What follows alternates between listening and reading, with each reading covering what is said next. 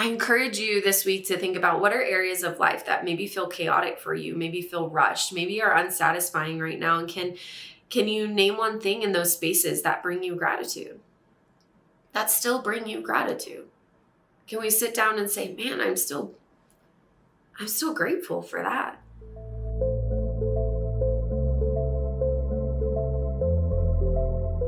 Hey everybody, welcome to Moxie Podcast. We are in a new month.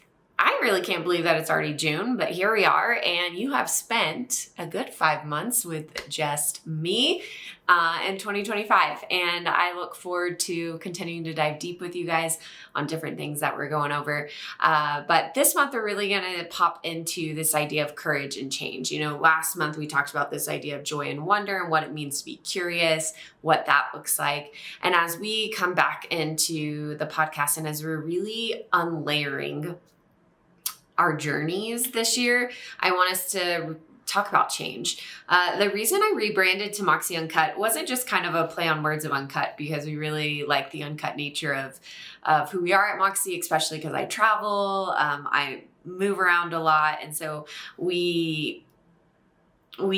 our editing is not as clean cut as like a professional podcast. So we like the idea of uncut there, but I also like this idea of like, we live lives that are not polished. And even though we show up in spaces and that we show this polished life, our life is truly has this uncut form, if I want to say. And so today, as we dive into this month, we really, like I said, going to focus on courage and change. And I know when we hear the word change, sometimes, gratitude is probably not the first thing that comes to mind, but I want to talk about this whole episode actually about being grateful and having gratitude in the moment. And so it's funny to step into gratitude for the first episode when the whole month is talking about change, because a lot of times when we think about change, especially in the entrepreneur world, we're thinking about hustle and we're thinking about reinvention and we're thinking about innovation and pushing harder and going towards the limits. But today's episode is this invitation to do the opposite. It's this idea that we're talking about how gratitude is not only this grounding practice of who we are, but it's in this kind of this act of resistance. And it takes courage to say, like, this is enough. I am enough, right? I am enough to do this. And that moment when we can get to that and we can have the courage to step into that change, that moment holds a lot of beauty. And that's where the real transformation begins. When we can, as individuals, say, I am enough. I can do this. I can step into this. I'm worth this moment. Let's go for it, right? And so before we can even do that, we have to be grateful for our journey, right? We have to be grateful for where God has led us. We have to have the gratitude in the moment in this messy tension of what courage and change is. And so gratitude really is kind of this first act of defiance a little bit. Like I said, it's this resistance, right? And we have to acknowledge the good in our life. There is a quote out there by Eckhart Tolle, and it says, acknowledging the good that you already have in your life is the foundation for all abundance. There's many people that will talk to you about this limited mindset and like scarcity mindset and this abundant mindset. And although that's good, and I've used that language, and I believe, yes, we need to not hold ourselves back because we are our largest critic. The idea of stepping into quote unquote abundance is acknowledging how far you've come, because that it's similar to like the definition of success.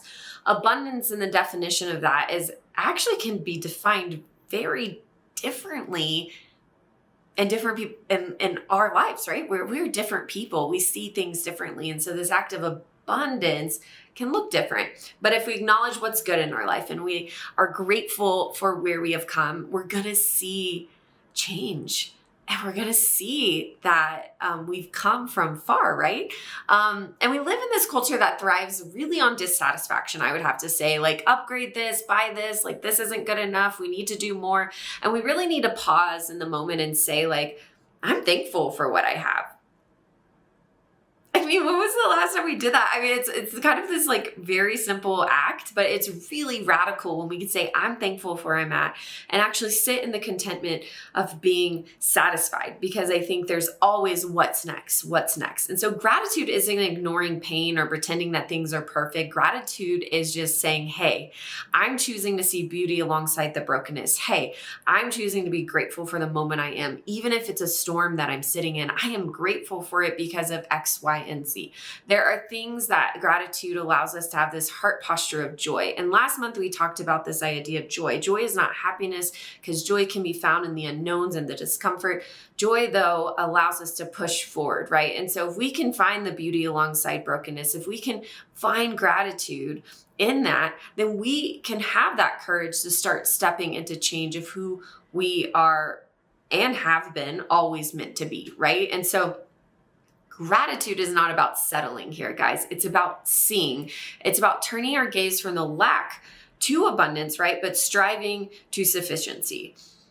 This year I've been on this idea of surrendering and giving up things, and the idea of that is the more I surrender, the more I can find ease. The more I surrender, and the less I strive, the more actually I'm finding joy in my life again, and I'm actually seeing abundance occur. And so we want to step away from the striving, which striving really is, right? That push harder, hustle harder. And we want to move into sufficiency. And when we do that, though, we have to start with being really content. We have to start with seeking gratitude. Brian Stevenson, I want to give you a quote he said, because he said, and if you don't know who Brian Stevenson is, this whole month, actually, by the way, guys, I'm going to be bringing in more people that have kind of shaped my journey as a leader, and really people within the social impact space who are doing big things, or not necessarily even big things, but thinking big, making ripples, right? And working for pretty large and small organizations. But I want us both to hear, as we are navigating what this means to change, have practical application of others who have potentially done this. And so Brian Stevenson is a civil rights attorney. He's the author of this book called Just Mercy. And it's one of the most, he's one of the most influential voices in the fight against mass incarceration. Interesting enough, learned about him as I was, I'm a professor for CBU in California, and we have themes every year. And one of our themes was about incarceration and how do we love those well, and how do we fight against that system. And I could have a whole nother podcast about the hard topics that I talk about as a professor and I teach to my students. But in his memoir, of Just Mercy, he talks about how hope and gratitude are essential tools in sustaining justice work, especially when systems feel impossible to break through, and they just feel like inevitably broken, right? I think a lot of just living in Kenya for the last 14 years now, right? It's like, will corruption ever change? Like, will this system ever, can we get past this system? And the idea of this is, well, sure, we can. It's a larger system as a whole, and it's a macro system. But when we go back to his book, I'm going to get on a tangent. When we go back to Brian in his book, he says this. He says, each of us is more than the worst thing we've ever done. And that belief in human dignity, in the good, requires deep presence and gratitude. He says, each of us is more than the worst thing we've ever done. Okay? The worst thing you've ever done does not define you. It doesn't define you. We're more than that. And so the belief in human dignity, in that good, requires presence. It requires gratitude. It allows us to think, okay, like when I think of Brian Stevenson, I think about his life. When I, talk about impact and presence in his work with the Equal Justice Initiative, this is what he works with. He shares how even in the darkest spaces, gratitude and hope are what keep us anchored. And that's not fluffy. It's a survival tactic, really. That gratitude in hard seasons is the spiritual discipline. And so this whole month and throughout this year, and really I feel like the platform of my life, when we talk about courage, we talk about change, man, we have to talk about gratitude. I mention this a lot, so I apologize if you are an avid fan and follower and friend of mine. But my life verse is Psalm 18:19, and there was a very pivotal moment in my life when I was 17, and I was on this hike with Young Life, and I was going through the mountains, and I was in a lot of brush, and I get out into this open space, and I'm in the valley on top of this mountain, and it's just so beautiful. And it was as if God was welcoming me into that space, and he says, welcome, like, welcome, you're safe. And then in that verse, my life verse, Psalm 18:19, it says, he brought you out into a spacious place and he rescues you because he's delighted in you. So he rescues me because he's delighted in me. And in that moment, that verse came alive. He brought me out into this spacious place on top of this mountain. And he said, man, Jenny, I'm so proud of you.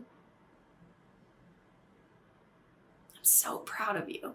And like Brian Stevenson in his memoir mentions, right? He says, each of us is more than the worst thing we've ever done. And at that point, I had done a lot of bad things. A lot of things that really weren't aligned with my character. And I was working through a lot. I had a lot of personal things happening at home. And God still said, man, I'm proud of you. Are you proud of you? Because in that moment, the only thing that was stopping me from actually being courageous was myself, of me saying, I am enough. That doesn't define me. I am enough for what I want to be and who I want to become. I am enough. I encourage you this week to think about what are areas of life that maybe feel chaotic for you, maybe feel rushed, maybe are unsatisfying right now. And can you name one thing in those spaces that bring you gratitude? That still bring you gratitude. Can we sit down and say, man, I'm still grateful for that.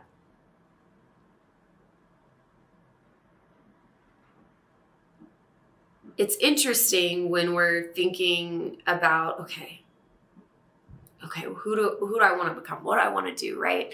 And we look at other people and we start to compare ourselves and say, man, how did they get there? And then we turn to our Enneagram stuff, or we turn to our abundance mindset stuff, or we turn to this well-being stuff, which I'm not saying any of that is bad, because as you guys know, I love StrengthsFinder, I love Enneagram, but we don't turn to the word. We don't turn to the foundation that says, I am enough. Philippians 4:11-12 says, I have learned to be content whatever the circumstances. I've learned the secret of being content in any and every situation. For us to even move into change, for us to even think about stepping into that, man, we gotta be anchored in who we are. Sometimes people think contentment is this idea that it's going to stagnate us or something. Oh, they're just content, they're settling. And that, to me, contentment doesn't kill ambition. I don't believe that. Contentment actually clarifies it. You can look at that and you can say, that person's just content with their life and they're just satisfied. But there's a difference between someone who's grown stagnant and who has lost dreams and someone who's content. So we need to get that clear. There's this false idea that if we're content, we're not growing. That if we stop and say, I'm grateful, we lose our edge of who we are. But contentment isn't the end of who we are. It is the foundation of what we are made to be. And it helps us separate hustle from purpose. It realigns our dreams with what actually matters in our life. And gratitude grounds our growth. So if we're not content and we're not grateful, we're not grounded in where we want to be, because we need to see where we've come from. We need to see where we are, and we need to dream of where we're going. And gratitude isn't complacency, guys. It's clarity. It gives us courage to pursue what's aligned, not just what's available.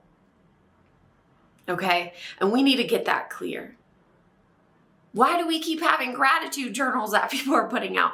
Because it's essential. It's essential to our mental health. It's essential to who we are. It's essential to where we're going. So again, it is separating your hustle from your purpose. And it is saying, I am enough to move forward. And if you do not have gratitude in the beginning, change is almost going to be impossible, because you're not foundationally equipped to step into that change and have that courage.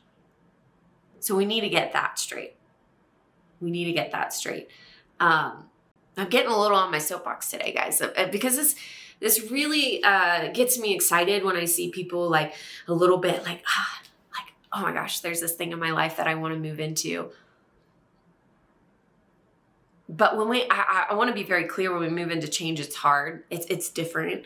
And we need to, again, be equipped with that. And again, that starts with knowing who we are. And again, that starts with having this deep sense of purpose and understanding and gratitude, right?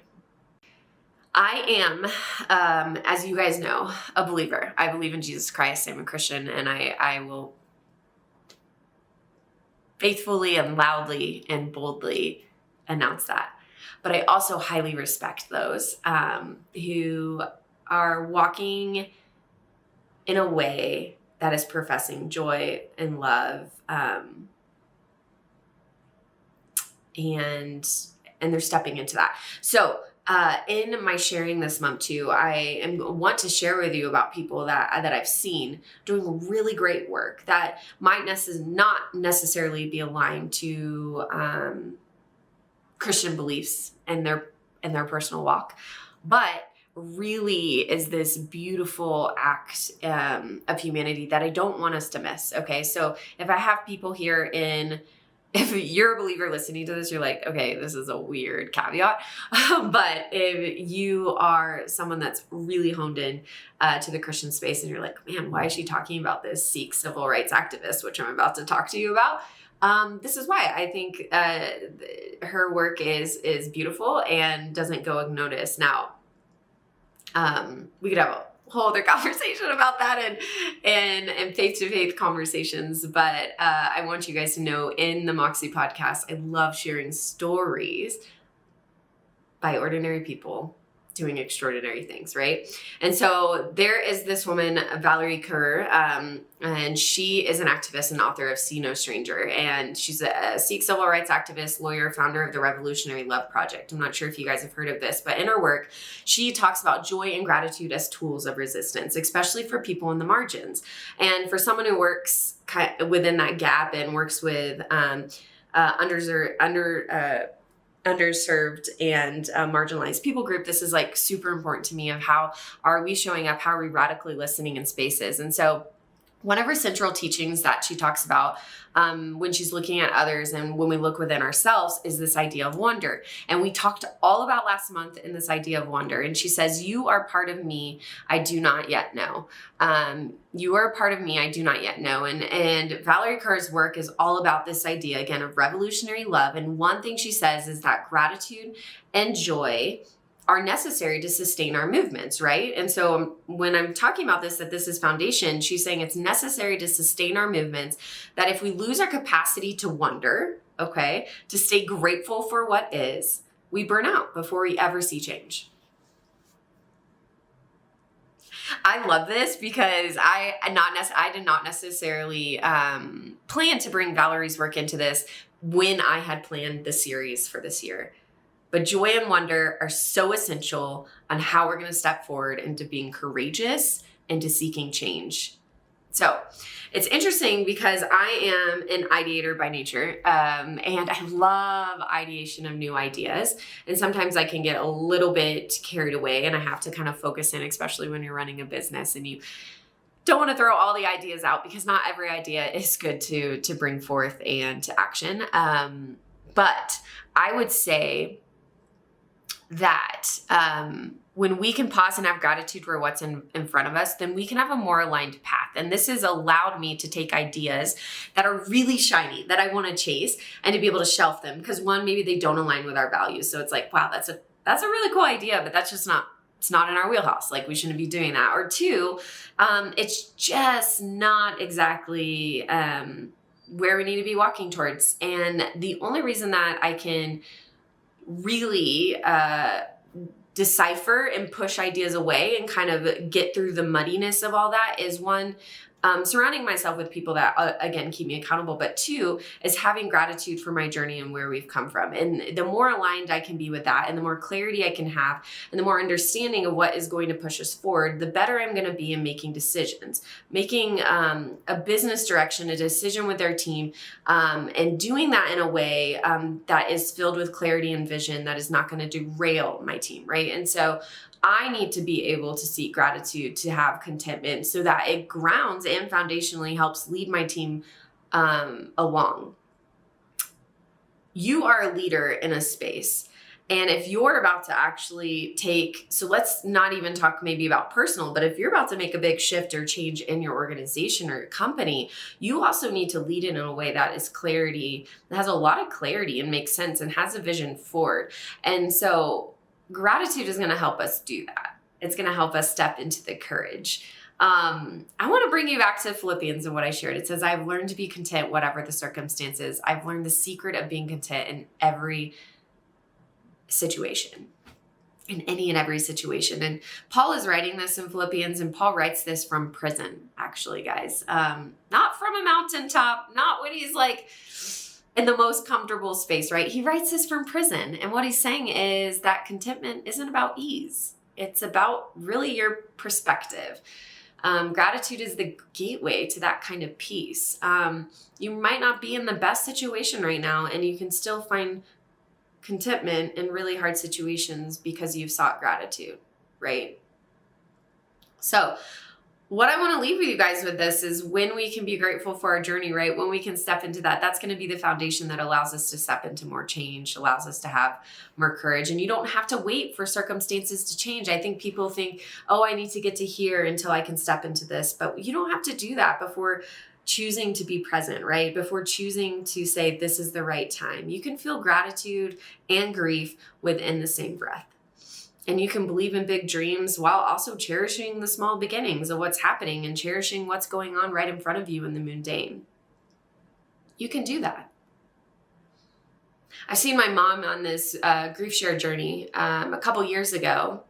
There's parts of her journey that I'm not going to share on public forum because it's her story, and she has a beautiful story of redemption. Just in our relationship and healing. Maybe one day we've talked about writing a book, maybe we will, but a beautiful journey of her walk with Jesus. And she recently visited,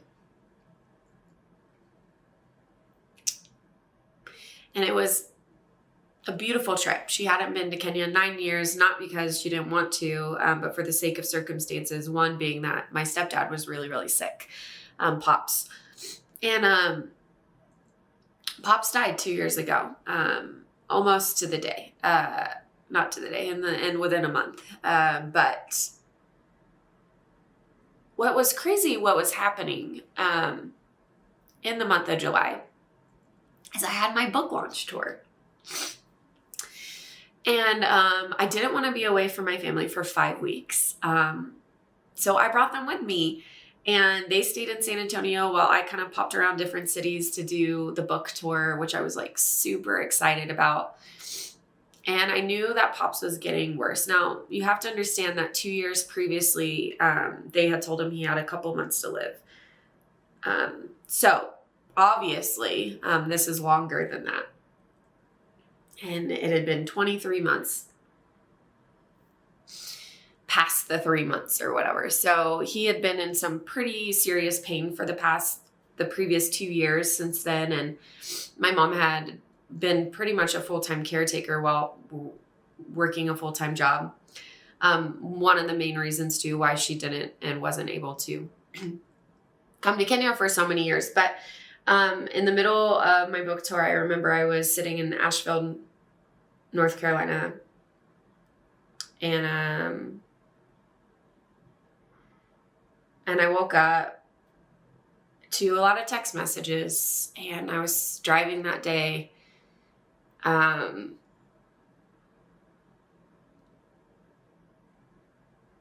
I remember the night before talking about how I don't know how he's doing. And I had obviously a big event that night before, and I woke up and he was gone.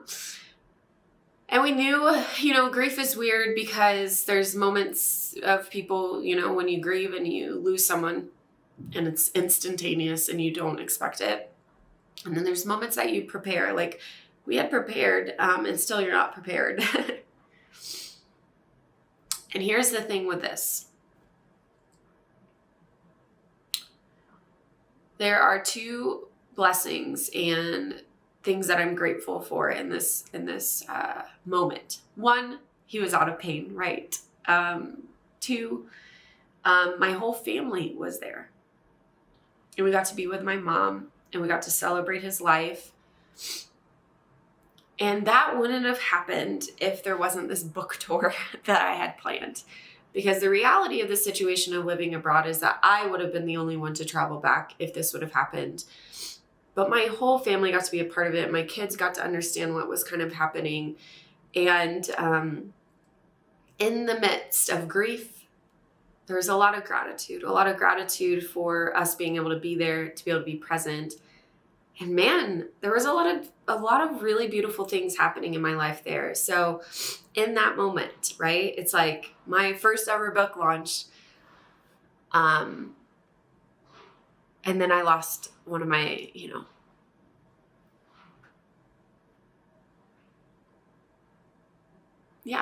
one of my, I was going to say best friends, but my dad. And life happens. So I say all of that because I want to challenge you this week. And wow, that got into an emotional tangent. And I apologize if you're listening to this in the car or walking or washing dishes and you're like, whoa, this was a change of pace. So I want to reel back in and just talk about that because grief in general, it comes and goes and it's really weird. It's been, like I said, beautiful to see my mom on this grief journey, but also to understand that just because you're grieving doesn't mean you can't be grateful for things, doesn't mean you can't find joy in things, doesn't mean that you can't be accomplishing things and moving forward and going through courageous steps to create change, right? Like you can still have that in really, really hard moments. And so I want to challenge you to find a quiet moment this week. And I want you to grab a notebook or you can grab your phone and on the notes section, I want you to write 3 things, guys, that you are deeply grateful for, especially the things that don't even look impressive, right? Maybe it's found in the mundane, but I want you to seek gratitude. Because until we can seek gratitude, until we can do that effectively, it's going to be really hard to step forward and have that, courageous wonder and really make change for our life. That's going to be a little bit more difficult. And so I want you to move in that and move in that direction. As we move forward, here are a couple things that we're going to be talking about in this month. We're going to be talking about just, again, courageous steps towards change. What does it take to do that? We're still going to add on to this idea of the gift of wonder because I think we're just not done with that. Like, what does it mean to be continuously curious so that we can push ourselves in a way that challenges us, but is not like in that hustle culture, right? It's again in that wonder and that ease of like, what door do I need to step into next? And then the other thing is this idea of letting go of stability. Woo, that's like my whole life, guys. What does it mean to let go of stability? And that doesn't mean that stability can't be found again.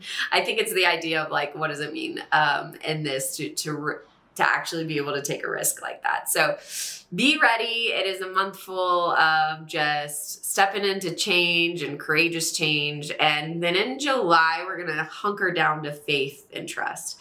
Woo, because trust, man, that's a hard one. And faith is just, that's what faith is trusting, right? It's completely trusting the unknown and saying, okay, you've got this. And I trust your plans, So thank you guys so much for being a part of Moxie, for being a part of this episode and listening to me go on to my little bit of tangents. But again, I think when we can be real together, that's what creates community. I would love for you guys to engage in this post. I don't ask this often, but this is really important for me. If you can engage in this, share this with someone that you think would find this really encouraging. If you could go leave a review, reviews are everything. And I don't necessarily have a lot of them.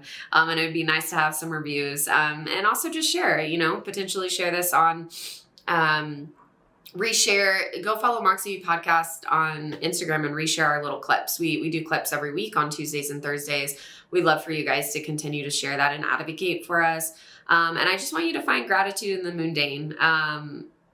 Find me, message me on Instagram, email me, tell me how you're finding gratitude in the mundane moments, how you're grounding yourself in that. And also, I would love for you to share with me maybe some things that are happening that you're like, man, I really want to do this, but I'm maybe a little afraid. So what are some things that you're looking forward this month into stepping courageously into? Share that with me. Let's again, make this a little bit of a two-way street where you're not just hearing me on the sound waves, but I would love to be encouraged by your stories. And let's create a ripple effect of joy. And that starts small, and starts small. It starts with you, but it spreads. Goodness, guys. Start small, guys. Joy starts small and this ripple starts small, but it really spreads wide when we start and we just take steps into that. And so proud of all of you guys. Thank you for being part of the Moxie podcast. Moxie Uncut. And as always, Moxie On.